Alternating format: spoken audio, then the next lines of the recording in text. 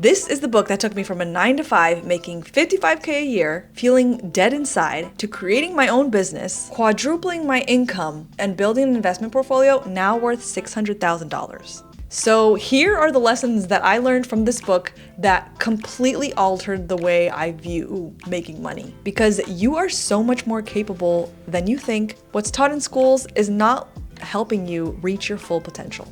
Okay, so Rich Dad, Poor Dad by Robert Kiyosaki. So basically, Robert Kiyosaki in the book, he shows the story with kind of two dads, a rich dad and a poor dad. His poor dad is the dad that he grows up with, and then the rich dad is his best friend's dad. Whether this is real or not, I don't know, but it's the first educational book I ever read that I zipped through like it was romance fantasy. So basically, his poor dad is super educated, he has a steady job, but he struggles with money. And the rich dad, he may not have finished college, but he understands how money works, and he uses it to invest and build businesses, and is just doing great financially. So kind of the biggest takeaways I got from the book was that schools don't teach you to build businesses or to be an entrepreneur. They teach you to be an employee. And there's a concept about making your money work for you. And it talks about thinking like an investor versus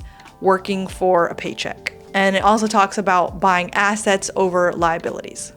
So I'll explain all these things now. So let's break it down. So basically, the rich make money work for them. The poor and the middle class work for money. So if you are, the poor and the middle class basically trade their time for money. The way they make money is by going to work or by getting an hourly pay, and that's about it. And I mean, just look at this pie chart and the money that comes in for the rich. Their actual salary or their business income, say they have a business, is a pretty small percent of their whole income. So much more of their money comes from investments and other areas. The next concept is about buying assets, not liabilities. Reading this book was the first time I started to learn about this concept. So basically, an asset puts money in your pocket, and a liability takes money out. Here's a really good illustration of asset versus liability. So the liability on the right, those are your cars. You're not making money off of that. Unless you use your car to do Uber or you start a car rental business, then you're making money off of it and it becomes an asset. But as long as it's taking money from you every month, it's a liability. And that asset on the left, farm equipment, I'm not familiar with my farm equipment, but basically that makes money. That has a job. It gets produce so that you can sell and make money from it. So that's an asset. And your house is not an asset. It may be a smarter decision than renting, but it's not paying you unless you put it up for rent, and then you're no longer paying for it each month. You're making money off of it each month. And yeah, sure, you sell your house and then you make money off of it, but unless it's making you money right now, it's not an asset until it makes you money. Next thing is about financial education being the key to wealth. Not necessarily a college degree, but specifically financial education. And it's not how much money you make, it's about how much money you actually keep. Because the person who makes $60,000 a year and keeps $10,000 or $20,000 a year is much richer than the person who makes $1 million a year but spends $1,020,000 a year. After you read Rich Dad, Poor Dad, you might feel like me and just feel like, oh, you hate your 9-to-5, you want to quit. It's a trap, it's a dead end. Hold up, don't do that yet. Your 9-to-5 can be very helpful for you to buy those assets and build that business to be profitable. I started a media company all about making content for motorcycles. And I did that while I was still working. I've since quit my office job doing that full time. I also put my condo up for long-term rent while I was at my office job, and then bought my first condo to put on Airbnb while still at my office job. That did eventually get very overwhelming, and I may have had a breakdown or two, but I wouldn't have been able to do those things without my daytime job. Another thing Rich Dad, Poor Dad talks about is understanding taxes and corporations and using businesses and how it's organized and LLCs to save thousands of dollars a year, and also protect yourself in case of any lawsuits. Like if anything goes wrong in a property you have or a business you have, someone may be more likely to sue you if you own a business or own a property that they're in. If your property or that business is in an LLC, that protects you, and say they can't go after like your personal home or your personal finances. So all that can get super complicated. So even if you don't understand taxes and corporations and how you can get all these tax breaks legally, at the very least, you can hire a bookkeeper who does know how to do that and recommend to you how to do that. So the next thing Rich Dad Poor Dad talks about is that you work to learn, not just to earn. And he talks about how job security meant everything to his educated dad, but learning meant everything to his rich dad. So basically his educated dad, if he wanted more money, he would work really hard all year and just hope he gets a bonus. He would ask for promotion and work on his negotiating skills and maybe go back to school and get a master's or get an education, go into more debt that may or may not return. But the rich dad learned as much as possible about business and investing, and so that he could just start making money. So the next thing is about keeping your day job, but start buying assets and not liabilities. So kind of how I was talking about, I still had my job and I tried as much as possible to build the businesses, build these assets until I physically got to a point where I couldn't anymore. And ideally you want to wait until you're making enough money. But for me, I was just barely at that goal point of making enough money before I had my mini breakdowns. And I just told myself, you know what, I've been saving for years, giving myself a long cushion that if I don't make any money, I can still support myself.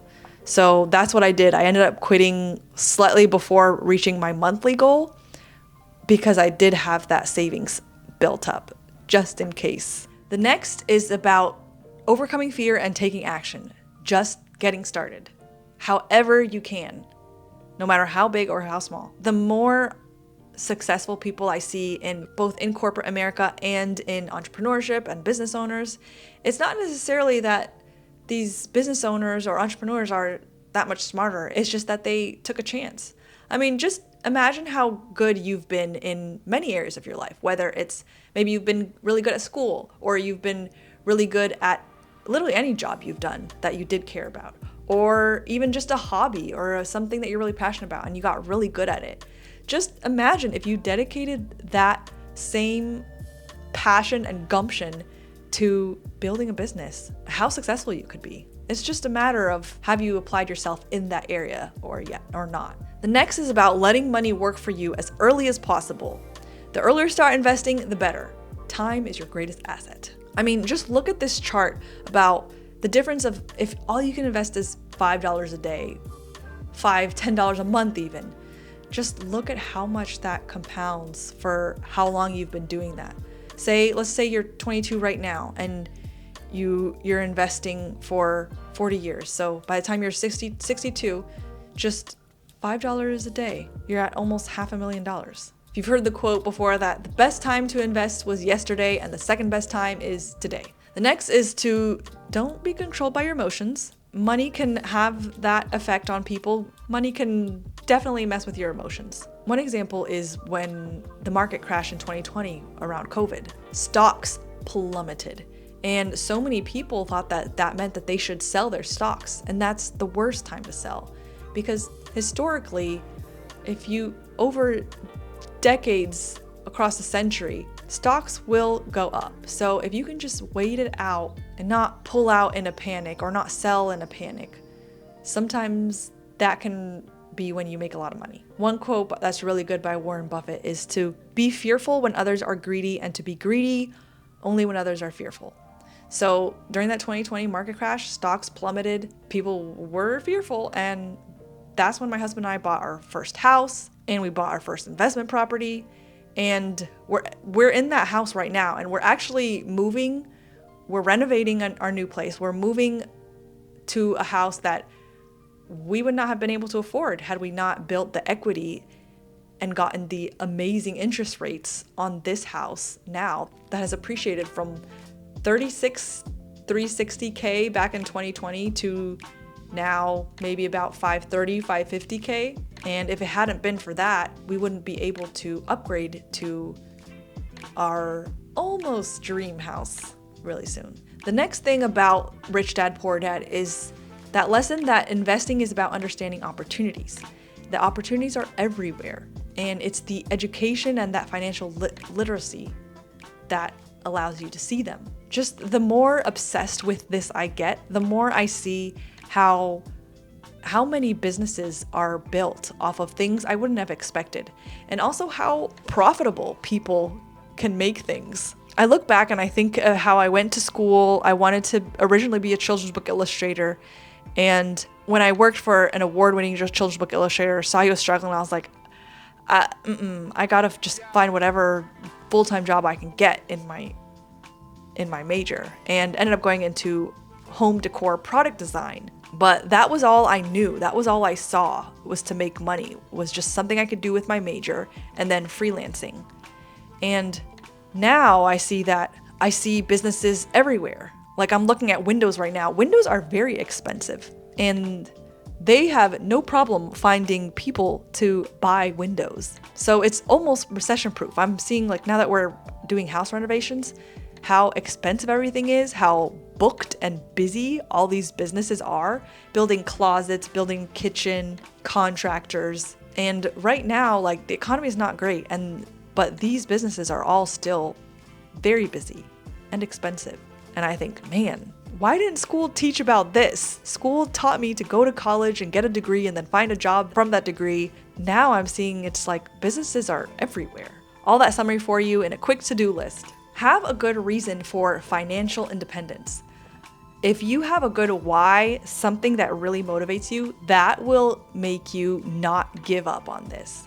Like, why do you want to start a business? Why do you want to be separate from the 9-to-5 and make your own money? I wanted freedom to choose my own schedule, choose my own salary, not beg and work hard all year for maybe a 3% raise. And every hour of my time is the only way I can get money. I just wanted that freedom and I guess the control, knowing that if I fail or I succeed, it's up to me, and whether or not I keep trying or not. You can't control your company's budgets, what they have set aside for everyone's salaries, what they have set aside for bonuses, but you can control your resourcefulness and what you learn and what you do with that. Next, just remember that learning is more important than earning. It's going to pay you so much more to read all these finance books, find a mentor, someone who's building a business or doing a business that you want to learn from, versus just spending that whole weekend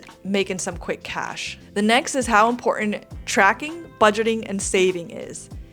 What's measured, what's tracked, gets improved. So if you start tracking how much money you're making, how much money you're spending, just that alone will make you so much more aware of what you're doing. That alone can fix so many people's problems in their spending habits by just tracking and seeing what you're doing. And then from there, you can start budgeting, and from there, you can start saving.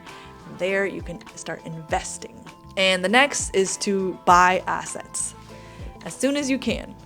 And not all assets have to be a big business. It doesn't have to be a franchise. You don't have to buy a McDonald's or a house to put on Airbnb, but you can start smaller. If I wanted to buy some assets and I had limited funds, I might start with something that I know a lot of people might want or use for. So one thing that I see in need of a lot is lawn equipment. I live in the suburbs. People need to mow their lawn, but not everyone wants to buy everything. I might buy smaller items that people can put for rent, whether it's a car or even an RV or my own place. If I could buy my own place and I could put a short-term tenant in the room next to me, or if I could buy a duplex and do that. You can earn a lot more with short-term than you can with long-term. So that asset doesn't have to be huge. You can get creative with that. And don't be discouraged if you can't invest or buy assets right now. Tracking, budgeting, saving, those are great steps. And that's how I started before I started buying assets, was just doing those 3 things first until I could get to the next steps. Next, I want to summarize for you the 4-Hour Workweek, and I've got a few other books in my list, so be sure to subscribe and stay tuned for those.